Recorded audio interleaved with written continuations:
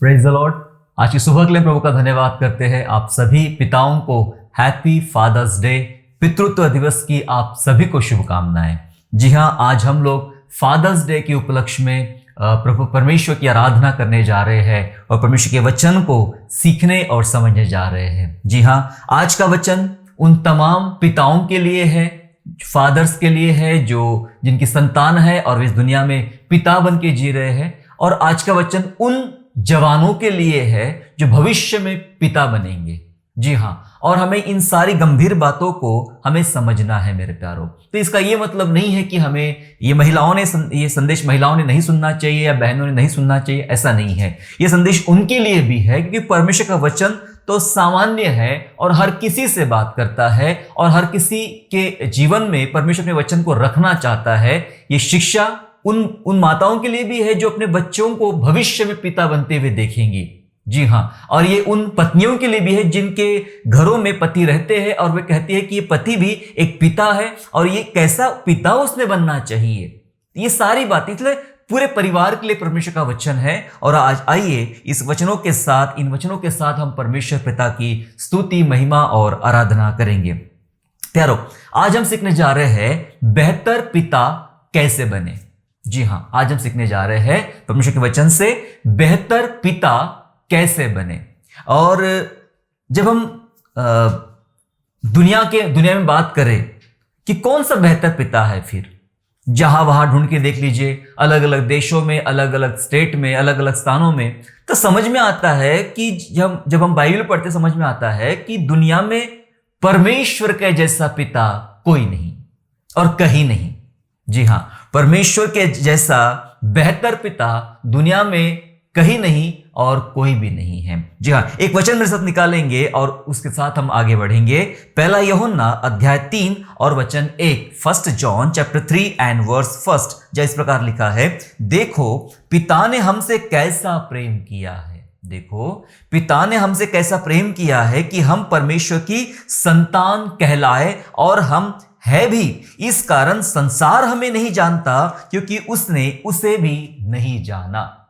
परमेश्वर के वचन में लिखा है कि पिता ने हमसे ऐसा प्यार किया है कि हम परमेश्वर की संतान कहलाए, और हम है भी। जी हाँ, ये हमारा ऐसा महान परमेश्वर है जिसने कलीसिया को, अर्थात उन लोगों को जिनके पाप यीशु के लहू से धुलाए गए, ऐसे लोगों को परमेश्वर ने अपनी संतान बना लिया। और जब हम परमेश्वर की संतान बन जाते हैं तो अपने आप में हम दुनिया से अलग हो जाते हैं। अब दुनिया से अलग होने का मतलब यहां पर यह है कि दुनिया के तौर तरीके, दुनिया का चाल चलन, संसार की अभिलाषाएं या संसार की व्यवस्था, इन सब से हटकर हम बाहर निकल जाते हैं और हम परमेश्वर के अनुसार जीना शुरू कर देते हैं। इसलिए वचन कहता है कि हम परमेश्वर की संतान है, इसी वजह से संसार हमें नहीं जानता, क्योंकि हम संसार से अलग हो चुके हैं। इसका मतलब अब संसार की बातें, संसार की युक्तियां अब हमारे जीवन में नहीं हो सकती है।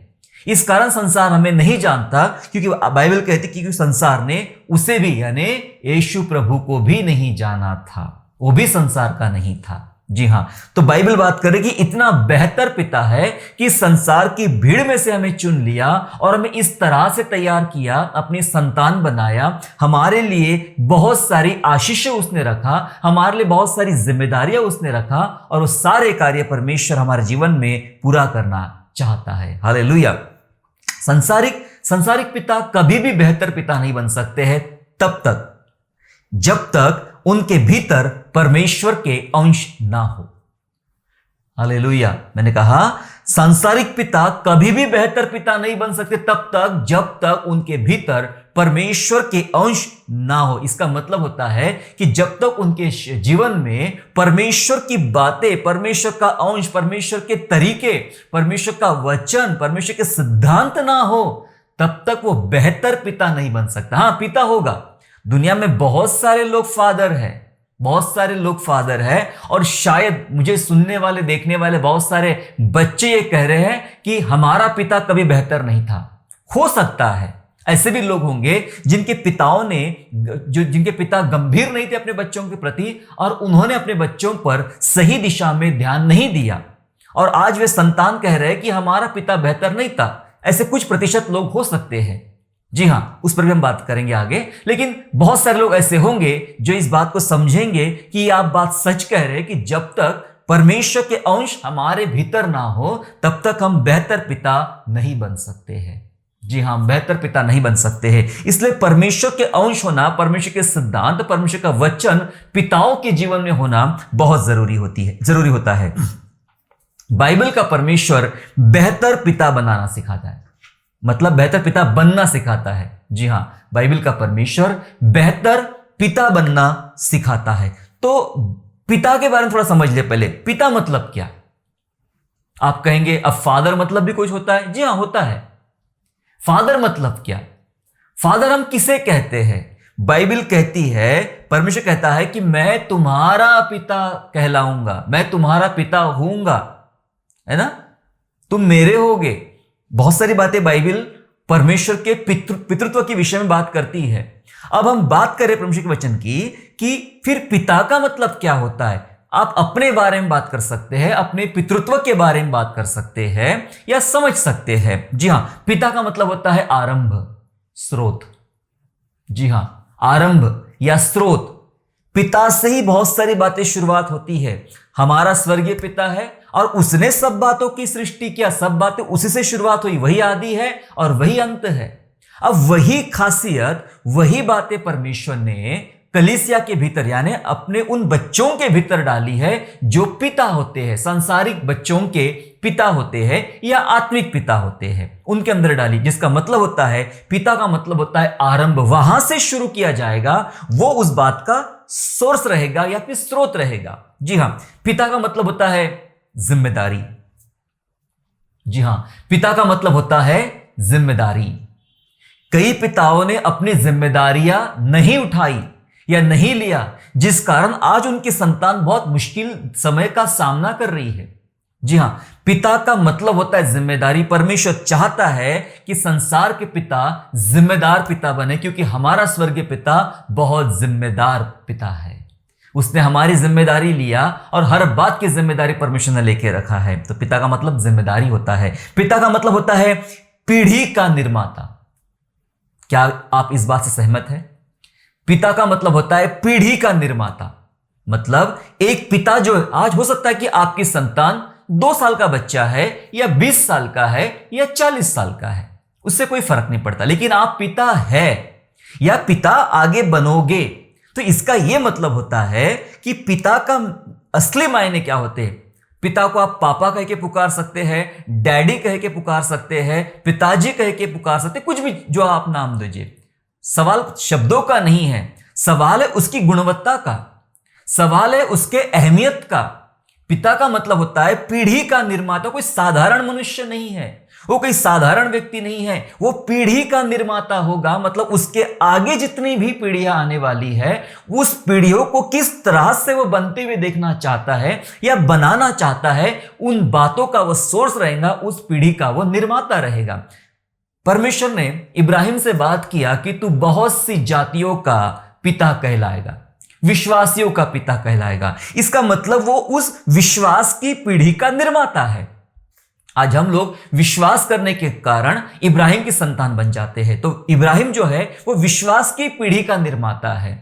इब्राहिम जो है वो संसार में जितनी भी जातियां तैयार हो जाती है उन जातियों का पिता है। वैसे ही आप और मैं एक साधारण पिता है, लेकिन दरअसल हम पीढ़ी के निर्माता है। इसके आगे यानी आप जो पिता है, आपसे आगे जितने भी बच्चे होंगे, फिर उनके बच्चे, फिर उनके बच्चे, फिर उनके बच्चे, ये पीढ़ी पीढ़ी पीढ़ी पीढ़ी चलती रहेंगी। और उन पीढ़ियों में जो बातें चलने वाली है, उन तमाम बातों के निर्माता आप हो सकते हैं। आप अब तक आपके साथ जो आया है उसको आप बदलने की भी क्षमता रखते हो। मतलब आपके पुराने पीढ़ियों ने जो जो कार्य किए हैं, चाहे अच्छे चाहे बुरे, उनको आप बदल सकते हो। जी हां, बुरे कार्यों को भले कार्यों में बदल सकते हो या भले कार्यों को बुराई में भी बदल सकते हो। आप है, आपके हाथ में है उन चीजों को, भलाई की बातों को आगे बढ़ाना है या फिर बुराई की बातों को आगे बढ़ाना है। आपसे एक नई शुरुआत होगी, आपसे एक पीढ़ी का निर्माण होगा। इसलिए मैंने कहा पिता कौन होते हैं? पिता का मतलब होता है पीढ़ी का निर्माता। पिता का मतलब होता है छाप छोड़ने वाला। पिता का मतलब होता है छाप छोड़ने वाला, इसका मतलब अपनी छाप छोड़ेगा। लोग कहेंगे ये अपने पिता के जैसा है, ये अपने पापा के जैसा है। इब्राहिम का बेटा इसहाक और इसहाक का बेटा याकूब, जब हम इन बातों में हम देखते हैं तो ये याकूब अपने पिता का अनुसरण करता था प्रार्थना में, प्रार्थना करने की शैली में, और इसहाक अपने पिता का अनुसरण करता था। जिस स्थान पे वो खड़ा होता था वो भी खड़ा होकर प्रार्थना करता था। इसका मतलब होता है कि उसके अंदर पिता का गुण, पिता का स्वभाव दिखता था। पिता ने अपनी छाप उसके ऊपर लगाई थी। आप और मैं एक ऐसे पिता होते हैं जो आने वाले पीढ़ी को, आने वाले लोगों पर, आने वाले समुदाय पर हम अपनी छाप छोड़ेंगे। आप छाप छोड़ने वाले पिता है, कोई साधारण मनुष्य नहीं है। पिता वो होते हैं, और पिता वो होते हैं जो परिवार के चित्रकार होते हैं। परिवार के चित्रकार, जो चित्र वे सोच कर दिमाग में कल्पना करते हैं, जैसे कोई चित्रकार दिमाग में कोई कल्पना कर लेता है और कैनवस पर या फिर पेपर पर उसके उतारता है, बस वैसा ही चित्र एक पिता देख लेता है कि आने वाले 10 साल के बाद, आने वाले 50 साल के बाद, आने वाले 100 साल के बाद मेरा परिवार किस अवस्था में रहेगा, किस दशा में रहेगा। उसका पिक्चर वो अभी से पहले से ही तैयार कर लेता है। पिता परिवार का चित्रकार होता है। जी हां, ये सारी बातें मैं इसलिए बता रहा हूं क्योंकि कई बार आमतौर पर पिता, हमें लगता है कि हम साधारण पिता है, हमारा काम एक ही काम है जिस चिड़िया और पक्षी करते हैं, सुबह उठना और काम करने जाना, पैसा कमा के लाना, घर में लाना, बच्चों को खिलाना, फिर सो जाना, फिर एक दिन मर जाना। नहीं, हम ऐसे पिता नहीं हैं। इसलिए पितृत्व की सही परिभाषा को आज हमें समझना होगा और जानना पड़ेगा, क्योंकि हमारा परमेश्वर सबसे बेहतर पिता है। इसलिए आइए कुछ बातों को हम परमेश्वर के वचन से सीखेंगे कि बेहतर पिता कैसे बने। हम सीखेंगे बेहतर पिता कैसे बने, क्योंकि ये जितनी बातें अब तक मैंने आपको बताया ये बहुत गंभीर बातें हैं, ये बहुत जरूरी बातें हैं, और इन बातों को आप इग्नोर नहीं कर सकते हैं, अनदेखा नहीं कर सकते हैं, परंतु इन बातों को गंभीरतापूर्वक अपने जीवन में उतारे और अपनी गंभीरता को जाने, अपने पितृत्व होने की गंभीरता को जाने, पिता होने की गंभीरता को जाने, और उस बात के साथ आप आगे बढ़े। तो मैं ये आपको बताना चाहता हूं कि आपका परिवार सचमुच आशीषित परिवार होगा, और आपकी आने वाली संतान ये कहेगी कि सचमुच हमारा पिता महान व्यक्ति था, हमारा पिता एक धर्मी व्यक्ति था। ये बातें कह पाएंगे। इसलिए आइए कुछ बातों को हम सीखें कि बेहतर पिता कैसे बने।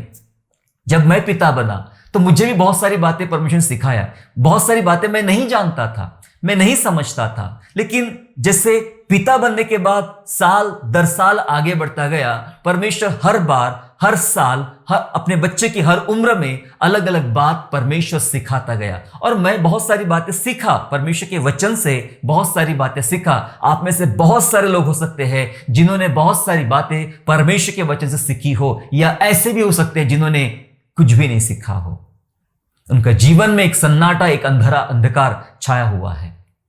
आज उन बातों को हम खोलेंगे, समझने का प्रयास करेंगे कि बेहतर पिता कैसे बने। आइए मैं परमेश्वर के वचन के साथ और कुछ अनुभव के साथ आपके साथ आज बात करना चाहता हूं। सबसे पहली बात, 3 बातें सीखेंगे हम लोग, और 3 बातों के बाद हम समाप्त कर देंगे। पहली बात सीखेंगे हम लोग कि बच्चों की परवरिश को, जी हां, बच्चों की परवरिश को परमेश्वर से सीखने की अपेक्षा करें।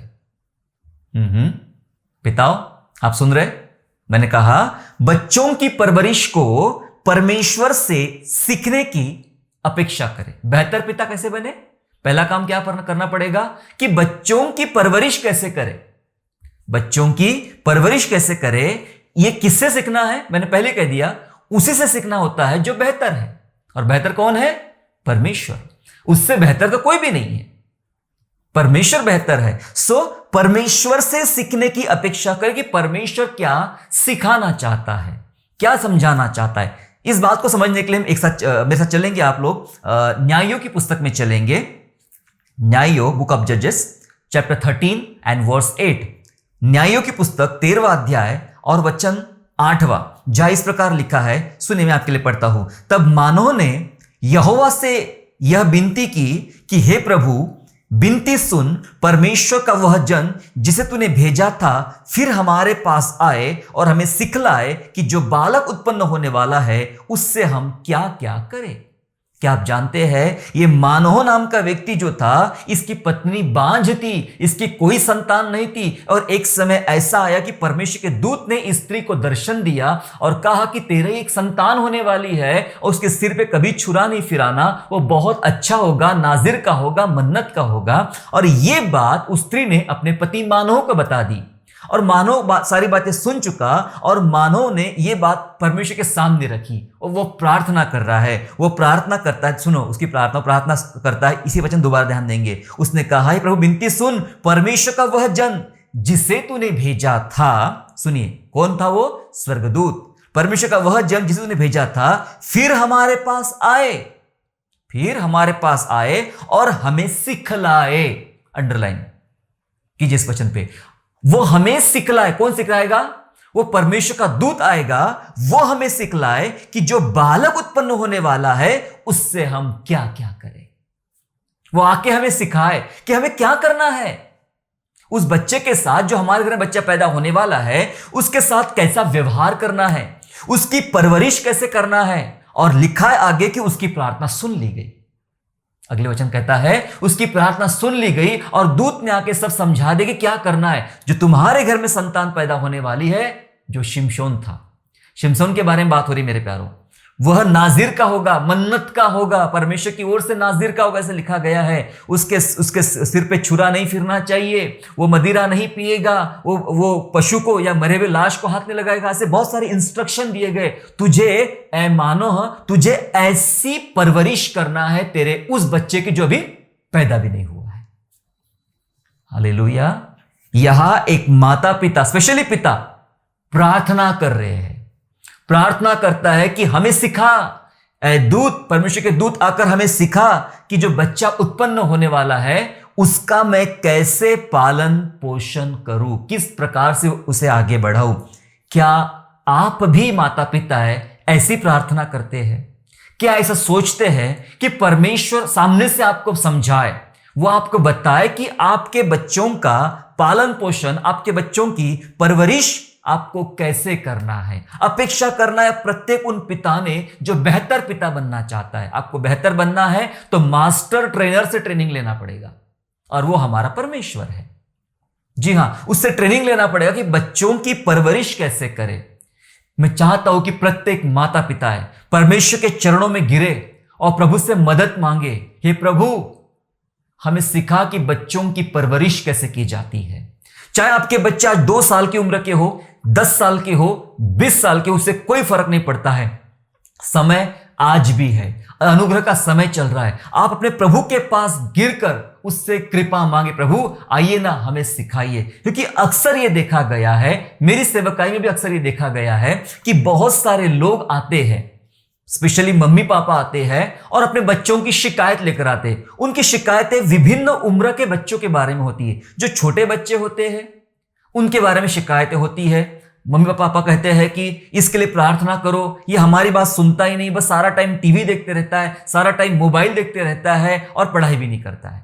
थोड़े से बच्चे बड़े हो जाते जिनके, वे शिकायत लेकर आते हैं कि इसके कॉलेज से बार बार शिकायतें आ रही है, इसके स्कूल से बार बार शिकायतें आ रही है, ये ऐसा करता है, वैसा करता है, वैसी करती है, बहुत शिकायतें हैं। थोड़े से बच्चे और बड़े हो जाते हैं तो उनकी और माता पिता शिकायत लेकर आते हैं, मेरे बेटे को समझाओ, वो बहू के साथ अच्छा रिश्ता नहीं रखता है, मेरी बेटी को सिखाओ, वो अपने दामाद के साथ में अच्छा रिश्ता नहीं रखती है, बहू बेटे का आपस में नहीं पटता है, ये प्रॉब्लम है, वो प्रॉब्लम है, वो समस्या, इनके घर में झगड़ा चल रहा है। आप दुआ करो। हर उम्र के लोगों के लिए उनके माता पिता रिक्वेस्ट लेकर आते हैं, प्रार्थना निवेदन लेकर आते हैं। जब उनके लिए रिक्वेस्ट लेकर आ रहे हैं, उनकी समस्याओं से वे पीड़ित है, वे परेशानी में है, वे कुछ कहना चाहते हैं, तो इसका मतलब यह है कि जरूर उनके परवरिश में कहीं ना कहीं कुछ प्रॉब्लम हुई है। बच्चे की उम्र जैसी भी हो, जितनी भी हो, जब शिकायतें आ रही है और उन शिकायतों के लिए आपको लोगों के पास जाना पड़ रहा है, पास्टर्स के पास जाना पड़ रहा है, अगुओं के पास जाना पड़ रहा है, दुआ करो, इसे कुछ समझाओ, इसके लिए कुछ करो, इसका मतलब क्या है कि आप अपनी जिम्मेदारी निभाने में कहीं ना कहीं असक्षम रहे हैं। इसलिए करना क्या चाहिए? हमने ये करना चाहिए जो मानव ने किया। मानव प्रभु के पास गया और प्रभु को मांगा, प्रभु आप सामने से मुझे सिखाइए कि मैं मेरे बच्चे का पालन पोषण कैसे करूं।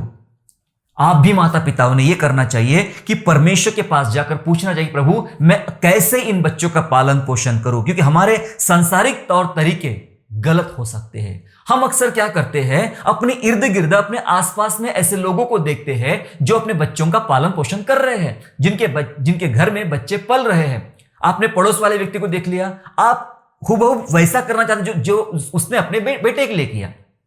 आपके पड़ोसन ने जो अपनी बेटी के लिए किया, आप वो करना चाहते हैं। या दुनिया में जो चल रहा है, टीवी पर जो आप देखते हो, फिल्मों में जो आप देखते हो, वैसा कुछ व्यवहार करना चाहते हो, या दूसरे देशों में जैसा होता है आप उन देशों के जैसे अपने बच्चों के साथ व्यवहार करना चाहते हो। हम यहां वहां से कहीं ना कहीं सांसारिक तौर तरीके ही हम लोग लेना चाहते हैं, और उन तौर तरीकों के आधार पे हम हमारे बच्चों की परवरिश करना चाहते हैं। मैं आपको बताना चाहता हूं, हमारे सांसारिक तौर तरीके कई बार गलत हो सकते हैं, इसलिए ऐसी परवरिश अपने बच्चों की ना करें। हम जो संसार में देखते हैं वो करते हैं, है ना, हम जो देख रहे हैं आसपास में वो करते हैं, लेकिन हम कभी भी वो नहीं करते जो परमेश्वर हमसे करवाना चाहता है। इसलिए बहुत जरूरी है, पूछे, हे मेरे पिता, हे मेरे प्रभु, मुझे समझा, मैं क्या करूं, मैं क्या करूं मेरे बच्चों के लिए। आपका एक बच्चा हो, 2 बच्चे हो या 4 बच्चे हो, आप उनके लिए दुआ करें, रोए, प्रभु मुझे समझा, मैं मेरे बच्चों के लिए क्या करूं, आप क्या करवाना चाहते मेरे बच्चों के लिए मुझसे। एक ऐसे पिता बने जो प्रभु से सीखे, प्रभु की आदेश मानकर प्रभु का आदेश मानकर अपनी इस जिम्मेदारी को पूरा करे। एक पिता और था बाइबल में, यूसुफ, प्रभु यीशु मसीह का पिता, है ना, सांसारिक पिता, मतलब बायोलॉजिकल पिता वो नहीं था, लेकिन एक सांसारिक पिता होने पर था, और वह अपनी जिम्मेदारियों को छोड़ना चाहता था। मैं मरियम को चुपके से त्याग दूंगा, तो उसने परमेश्वर ने उससे बात किया स्वप्न में कि जो उसके कोख में है उससे तू इनकार मत कर, क्योंकि मरियम तेरी होने वाली पत्नी पवित्र आत्मा की तरफ से गर्भवती है। उसने परमेश्वर की बात मानी और उस बच्चे का, जिसका वो बायोलॉजिकल पिता नहीं था, उसका उसने वैसा पालन पोषण किया, वैसी सुरक्षा किया, वैसी जिम्मेदारी उठाई जैसे एक पिता उठाता, क्योंकि वह परमेश्वर के द्वारा सिखाया गया था। यूसुफ, हालेलुया, वो परमेश्वर के द्वारा सिखाया गया था। मैं बताना चाहता हूं, जितने माता पिता है, स्पेशली पिता है, क्योंकि हम फादर्स डे पे बात कर रहे हैं, जो परमेश्वर के द्वारा सिखाए जाते हैं वे बेहतर पिता बनते हैं, वे बेहतर पिता बनते हैं। जी हां, मैं बताना चाहता कि बच्चों की परवरिश को करते समय आपको अपेक्षा करना है कि आप परमेश्वर से सीखे। ये पहली बात को हमने सीखा कि बेहतर पिता कैसे बने।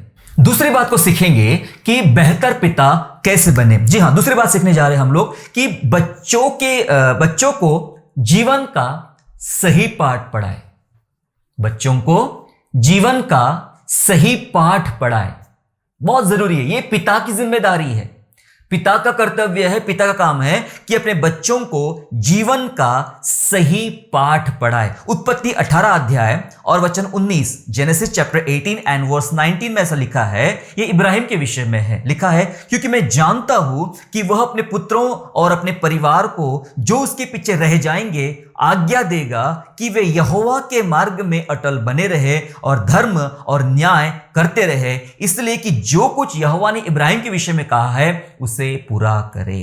जी हां, परमेश्वर के वचन में लिखा है इब्राहिम के बारे में कि अपने पुत्र और परिवार जो पीछे रह जाएंगे उनको आज्ञा देगा कि वे परमेश्वर के मार्ग में बने रहे।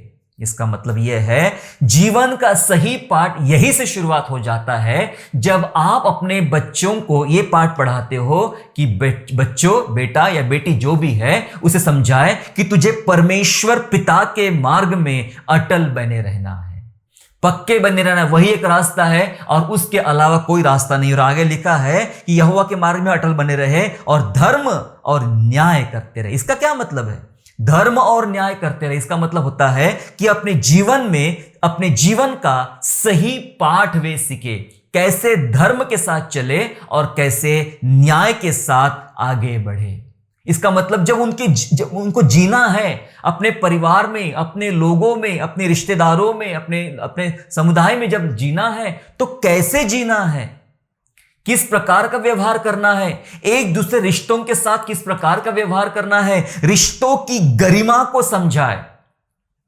जब वे साथ में रहेंगे, धर्म और न्याय से काम कहां करना होगा? ये काम धर्म का काम कहां करना है, न्याय का काम कहां करना है? उन बच्चों को धर्म और न्याय का काम अपने परिवार के बीच में, अपने समुदाय के बीच में, अपने कम्युनिटी के बीच में उनको करना है।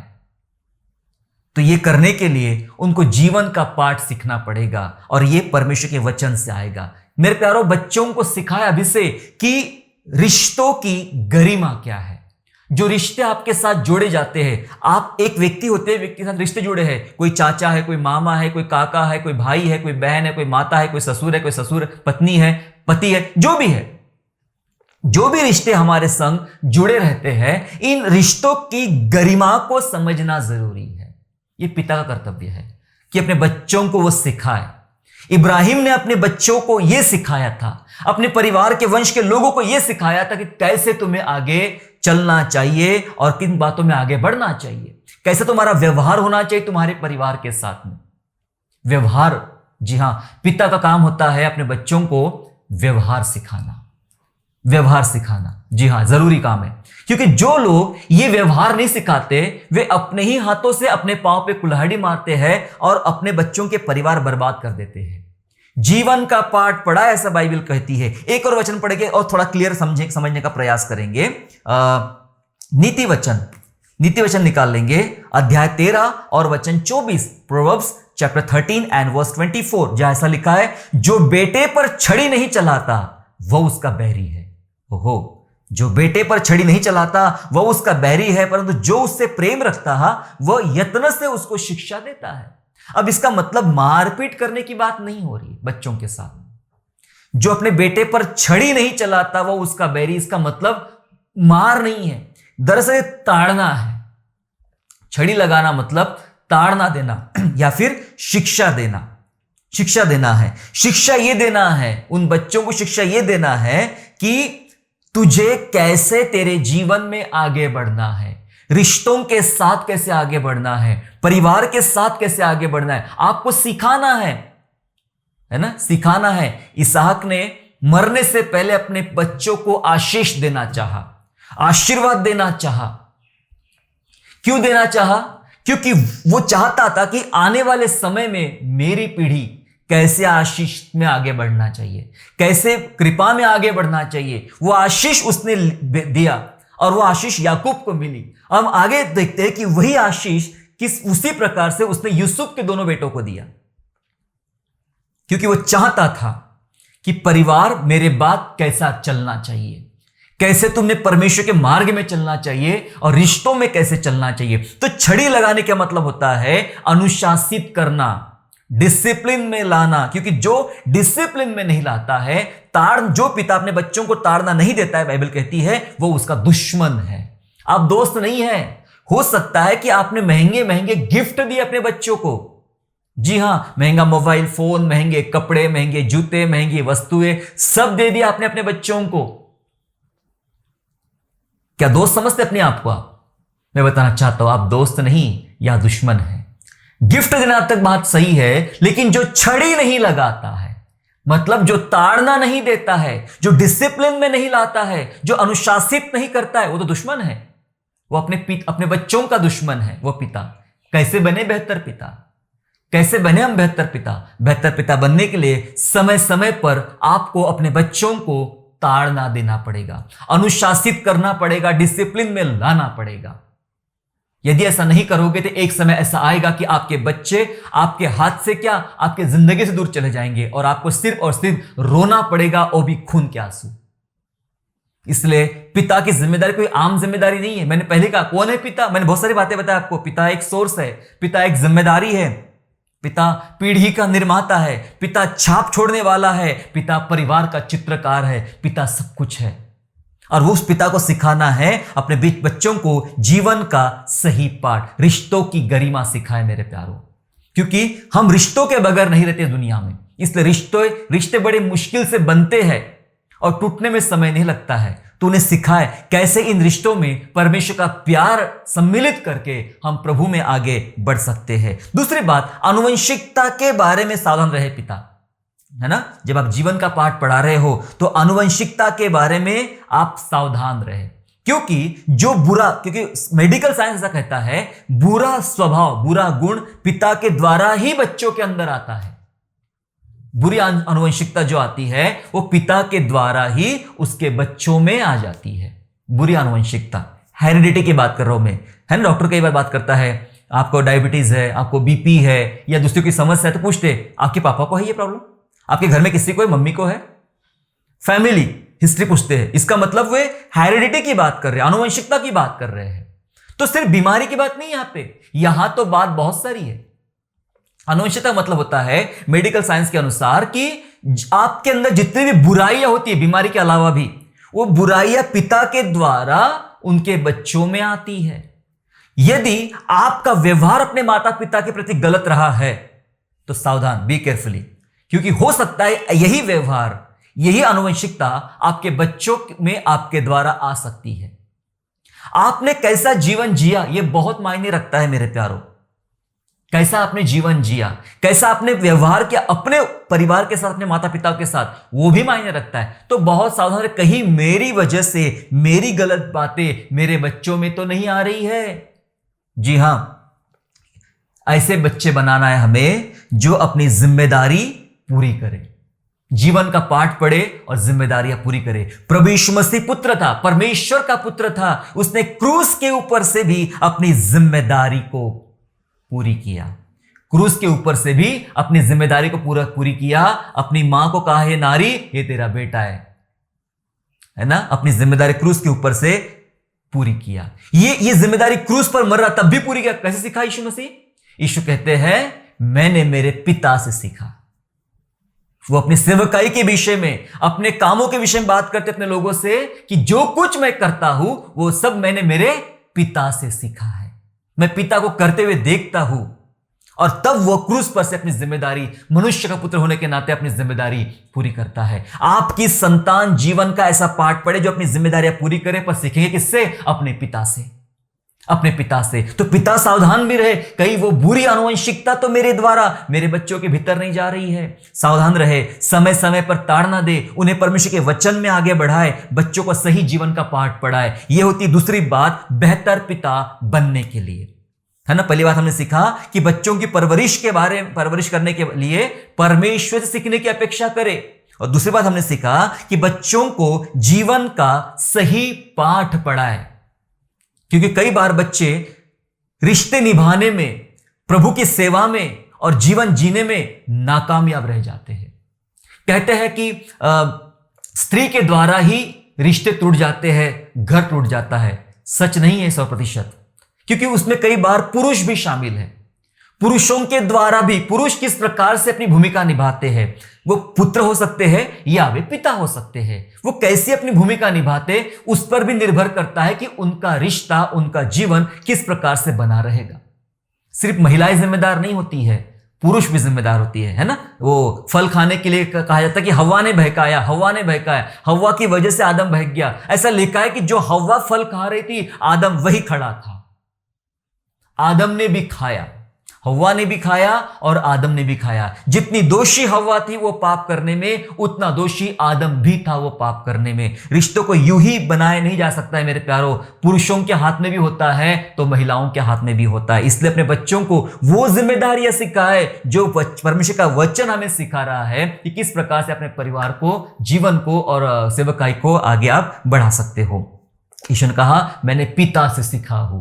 आपको और मुझे भी अपने पिता से सीखने की जरूरत है, और पिताओं ने प्रभु से सीखने की जरूरत है, क्योंकि वो सीखेंगे तो सिखा पाएंगे। आखिरी बात, लास्ट बट नॉट लिस्ट, लेकिन सीखेंगे कुछ बात को कि तीसरी बात सीखेंगे बेहतर पिता बनने के लिए। और अक्सर माता पिता यही गलतियां कर बैठे यहां पर, और वो गलती यह है कि लेखा देने के विषय में सोचे। बेहतर पिता क्या करना है? लेखा देने के विषय में सोचे।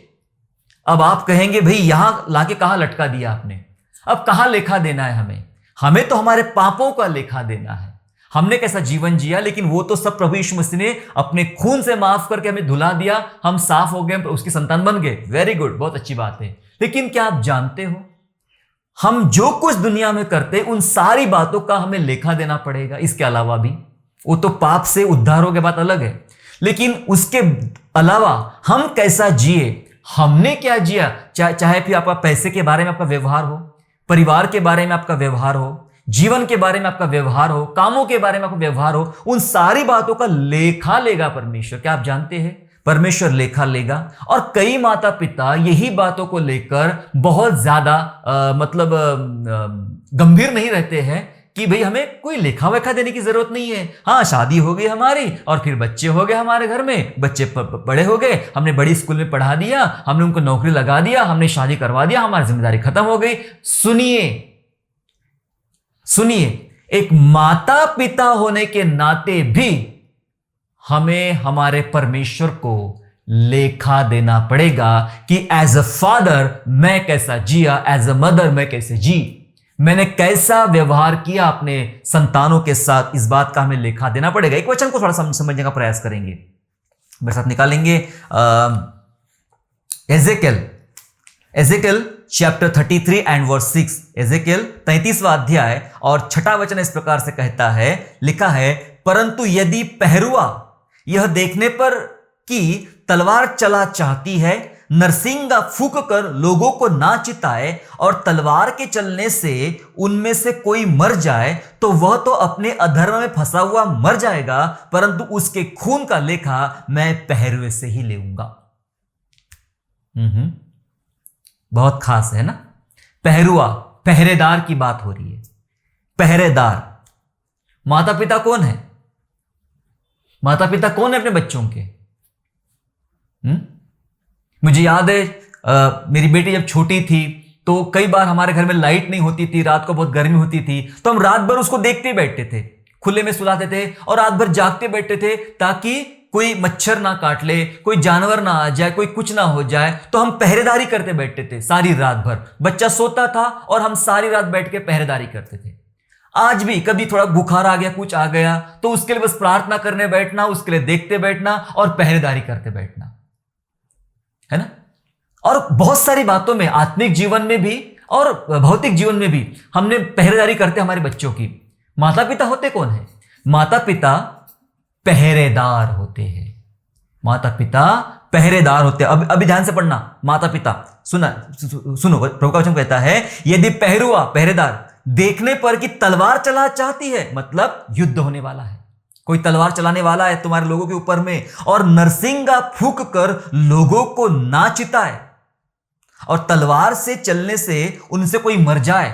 हाँ, नरसिंगा फूंक कर चिताना है। जब कोई तलवार चलाने आ रहा है, कोई युद्ध होने वाला है, तो नरसिंगा फूंक कर चिताए। माता पिता की जिम्मेदारी है कि अपने बच्चों को चिताए, चेतावनियां दे समय समय पर, चिताए। ये नहीं तो वो होगा, चिताओ, ऐसा नहीं तो वैसा होगा, चिताए। लेकिन अगर चिताए नहीं तो वो तो अधर्म में फंसा हुआ मर जाएगा, जिसको मरना हो तो मर जाएगा, लेकिन उसके मरने का, उसके खून का लेखा पहरेदार से लूंगा। लेखा किसको देना पड़ेगा? पहरेदार को। और पहरेदार कौन है? हमारे अपने परिवार में माता और पिता है, ये पहरेदार है। और उनके बच्चों के साथ जो कुछ भी होगा, भला या बुरा जो भी होगा, उसका वो जो होगा वो देखा जाएगा, लेकिन उसका लेखा पहरेदारों से लिया जाएगा, आपसे लिया जाएगा, मुझसे लिया जाएगा। क्या इस बात से हम अज्ञात है? क्या हम जान रहे हैं कि पिता होने के नाते भी हमें जवाब देना पड़ेगा, परमेश्वर को लेखा देना पड़ेगा? प्रभु लेखा लेता है। मत्ती 25 में एक उदाहरण है, तोड़ों का उदाहरण। एक आदमी ने, एक मालिक ने 5 तोड़े किसी को दिए, जो लायक था उसको उतने दिए। इसको 5 दिए, एक को 2 दिए और एक को 1 दिया। ऐसा लिखा है, उनकी योग्यता के अनुसार उनको तोड़े दिए। मैं सोचता हूं हमें हमारे परमेश्वर ने हमारी योग्यता के अनुसार बच्चे दिए हैं, तोड़े दिए हैं। किसी घर में 5 बच्चे हैं, किसी घर में 2 बच्चे हैं, तो किसी घर में 1 बच्चा है। मेरे घर में 1 बच्चा है, मेरी योग्यता बहुत छोटी है, 1 ही बच्चा दिया परमेश्वर ने, है ना। योग्यता के अनुसार तोड़े बांटे गए, यहां पे ऐसा लिखा है वचन में, मत्ती 25 में। और उसके बाद बहुत दिनों के बाद वह लेखा लेने आया, ऐसा लिखा है, लेखा लेने आया। तो जो योग्य था, जिसने 5 थे, उसने 5 के मार्केट में लगा के और ज्यादा बनवा दिए, 5 तोड़े को और ज्यादा मल्टीप्लाई किया।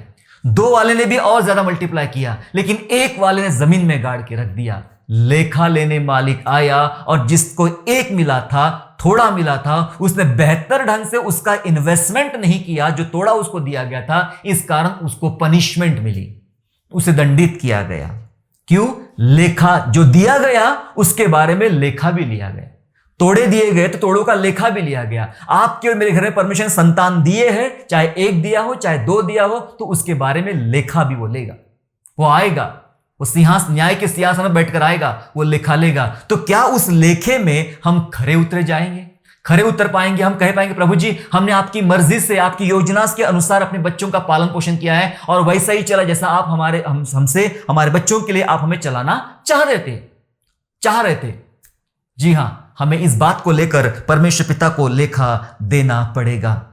अय्यूब ऐसा इंसान था, भय रखने वाला इंसान था, परमेश्वर का भय रखने वाला पिता था। कैसा लिखा है बाइबल में अय्यूब के बारे में? बाइबल बोलती है, अय्यूब उसका पहला अध्याय और उसका 5वां पद में, जोब चैप्टर 1 एंड वर्स 5 में, कि जब जब जेवनार के दिन पूरे हो जाते थे तब अय्यूब उन्हें बुलाकर पवित्र करता। किसे? अपने बच्चों को बुलाकर पवित्र करता और बड़ी भोर उठकर उनकी गिनती के अनुसार होम बलि चढ़ाता था, क्योंकि अय्यूब सोचता था कि कदाचित मेरे लड़कों ने पाप करके परमेश्वर को छोड़ दिया हो। इसी रीति से अय्यूब सदैव किया करता था, कदाचित मेरे बच्चों ने परमेश्वर को छोड़ दिया हो। भय रखने वाला पिता है ये। परमेश्वर पिता का भय रखने, उसको पता था कि मुझे न्याय देना पड़ेगा। मेरे बच्चे तो पार्टियां बना रहे हैं, भाई बहन एक दूसरे घर में घूमने फिरने जा रहे, खाना खाने जा रहे, पर इनका न्याय तो मुझे देना पड़ेगा। कदाचित मेरे बच्चों ने छोड़ दिया होगा पार्टी मनाते समय। नाम ले लेकर होम बलि चढ़ाता था। ऐसा परमेश्वर का डर मानने वाला पिता था। लेखा देने के बारे में डरता था, सोचता था। क्या माता पिता आज सोच रहे ऐसा? बेहतर पिता बनना है तो आपको लेखा देने के विषय में भी सोचना पड़ेगा कि मुझे लेखा देना पड़ेगा। इसलिए आज सोचिए, आप तो अनुग्रह का समय चल रहा है, सोचिए क्या मैं सही ढंग से जीवन जी पाया, मतलब सही ढंग से मैं अपने बच्चों की परवरिश कर पाया? नहीं तो अभी घुटने टेकिए और प्रभु से मदद मांगे, जैसे मानव ने मांगा, प्रभु मेरी सहायता करो। इस बच्चों को क्या सिखाना है, कैसे परवरिश करना है, हमें तो नहीं पता, आप सिखाइए ना प्रभु से सीखिए, प्रभु अपने वचन से आपको सिखाएगा। बहुत बातें इसके अलावा, लेकिन समय नहीं है मेरे पास बताने के लिए। जी हां, सोचिए बच्चों को जीवन का सही पाठ पढ़ाने के बारे में सोचिए। क्या मैं मेरे बच्चों को जिंदगी का सही फलसफा, सही पाठ में पढ़ा पा रहा हूं या नहीं? रिश्तों की गरिमा को मैं समझा पा रहा हूं या नहीं? या रिश्तों को यूं ही तोड़ दे रहे, यूं ही खेल मचा रहे? आज मैं देखता हूं दुनिया में सबसे खतरनाक खेल है, पता है कौन सा? Most dangerous game in the world कौन सा? भावनाओं के साथ खेला जाना। इससे बड़ा कोई खतरनाक खेल नहीं है। आज रिश्तों में लोग भावनाओं के साथ खेलने का खतरनाक खेल खेल रहे हैं। जी हां, खतरनाक खेल खेल रहे हैं। इससे खतरनाक कोई गेम नहीं है मेरे प्यारों। क्यों कर रहे हैं? कहीं ना कहीं परवरिश में प्रॉब्लम है, या कहीं ना कहीं बच्चों को उस स्वीकार करने में समस्या है। आज हम पिता की बात करें इसलिए पिता की बात करेंगे, लेकिन एक दूसरा पार्ट है, बच्चों का भी पार्ट है, उसको भी हमें समझना पड़ेगा। उसके बारे में दोबारा हम बात करेंगे, लेकिन हमें जानना है कहीं हम इस खतरनाक खेल का हिस्सा तो नहीं बन रहे हैं। मैं तो नहीं बन रहा हूं, मेरा परिवार तो नहीं बन रहा हूं। इसलिए मुझे मेरे बच्चों को सही पाठ पढ़ाना है और समय समय पर ताड़ना भी मुझे देना है। और हमने सीखा कि परवरिश के बारे में प्रभु से सीखने की हमने अपेक्षा करना है, क्योंकि हम कोई साधारण पिता नहीं है मेरे प्यारों। हम कैसे पिता है? हम स्रोत है, हम जिम्मेदारी है। पिता एक जिम्मेदारी है, पिता पीढ़ी के निर्माता है। आप और मैं पीढ़ी के निर्माता। जैसे कोई फिल्म बनती है, फिल्म का कोई डायरेक्टर होता है, वैसे आप अपने फैमिली के डायरेक्टर है। आप अपने पीढ़ी के, नॉट फैमिली, लेकिन पीढ़ी दर पीढ़ी अपने वंश के, अपने पीढ़ी के आप निर्माता है। कोई साधारण बात को मत समझिए, आप मजाक नहीं है। छाप छोड़ने वाले व्यक्ति होना चाहिए हमने। हमारे बच्चे कहे कि मेरे पिता की छाप मुझ पर पड़ी है। सिर्फ शक्ल नहीं आई है, सिर्फ ब्लड ग्रुप नहीं आया है, वह गुण जो उनके अंदर था आत्मा का, वह गुण मेरे अंदर आया है। ऐसा मांगना चाहिए। छाप छोड़ने वाला पिता होना चाहिए, और पिता परिवार का चित्रकार बनना चाहिए।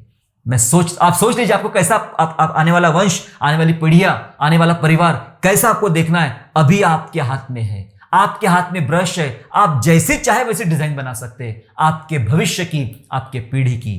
क्या आप बनना चाहते हैं ऐसे पिता? क्या ऐसे बेहतर पिता जो बाइबल बताना चाहती है, ऐसे बनना चाहते हैं? सो आइए हम प्रार्थना करें। अगर आप पिता बनने में चूक गए हो, अगर आप अपने जिम्मेदारी में चूक गए हो, आज पश्चाताप करें।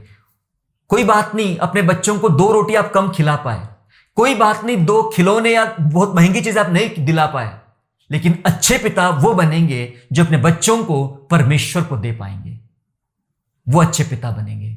अगर ऐसा करने में आप असक्षम रहे तो आइए मेरे साथ घुटने टेक कर प्रार्थना करें, अपने घुटने टेक कर प्रार्थना करें, प्रभु से मदद मांगे। प्रभु मुझे अच्छा पिता बना, बेहतर पिता बना प्रभु, जैसा आप सोचते हो जैसा मैं बन जाऊं, आप मुझे वैसा पिता बनाइए प्रभु। आइए प्रभु के चरणों में उससे मदद मांगे और प्रार्थना करें। स्वर्गीय पिता, यीशु मसीह के नाम से आपका हम धन्यवाद करते प्रभु, क्योंकि पिता आप हमारे सचमुच पिता है और आपके जैसा दूसरा कोई पिता नहीं है। मैं कैसे पिता बनूं, कैसे बेहतर पिता बनूं, हमें तो नहीं आता प्रभु, लेकिन हम जब आपको देखते हैं, आपको सुनते हैं, आपको पढ़ते हैं स्वामी, आपको करते हुए देखते प्रभु जी, तो हम भी वैसा करना शुरू कर दे। प्रभु यीशु ने कहा कि मैं मेरे पिता को करते हुए देखता हूँ और वैसा मैं करता हूँ, और उसने वैसा ही भूमिका निभाया प्रभु जी। हमें भी सिखा कि हम भी अपने पिता को देख सके, सुन सके, पढ़ सके किस प्रकार से वो जिम्मेदारी निभाता, कैसे मेरा स्वर्गीय पिता मुझे पालता है, मुझे चलाता है, वैसे मैं मेरे बच्चों को, मेरी संतानों को मैं चला सकूं। प्रभु अनुग्रह दे।